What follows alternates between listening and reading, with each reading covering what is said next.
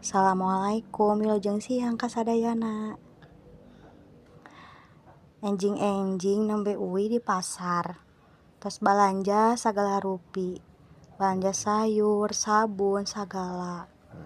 Ninggal murangkali nu ali tos obo, da tos diobokeun ku rawana. Alhamdulillah kantun masak, kantun ngepel, beberes, teu beres-beres.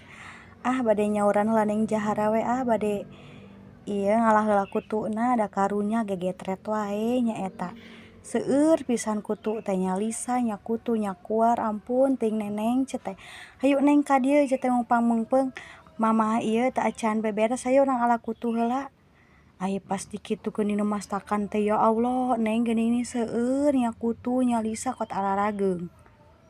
Ampun neneng mana ting panasna cenah teh eta. Nya eta neng jahara mah sok alim dikepang oge. Nembe oge dikepang tos dibuka deui, nembe dikepang tos dibuka deui meni asa kaluman. Hayu neneng tos disiaran mah urang beberes bantuan mamah mumpung si Aden teu acan ugah. Hayu atuh mamah urang beberes urang bantuan ku neneng cenah. Keur saeun eteun mamantosan. Sasapu, ngepel, mantosan. Bade oge ieu ngepel sareng sasapu. Mama neng lapar hoyong emam, mama neng lapar hoyong emam. Meni ngawagel wae. Hayu atuh kin urang masak jeung mamah tapi bereskeun heula nya sasapu sareng ngepelna. Ngabubur we ka mamah teh. Mamah hayu neng hoyong emam. Neng teh bade emam sareng naon atuh bade sayur atanapi sareng endog. Mama neng mah hoyong emam sareng sayur saurna teh.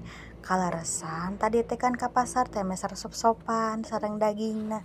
Hayu atuh neneng kin tos beres sasapu sareng ngepel urang nyayur cenah teh kitu nya mamah hayu bereskeun heula sasapuna supaya enggal-enggal masak kan neng hoyong amam. Beberes oge teu beres-beres. Kantun di pawonna nyauran we aa bantosan atuh sasapu kantun di pawon da teu acan disapukeun.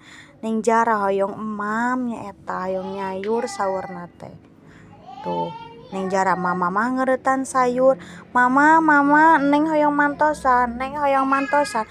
Ngawagel deui wae ning jahara mah. Ampun da kade atuh neng aya hoyong mantosan mah kade kakeureut kana panangan eta nya. Mending ngawagel wae ning jahara mah sok atuh kin ku mamah dipasaknya sayurna antosan sakedap. Kantun masak ayeuna mah.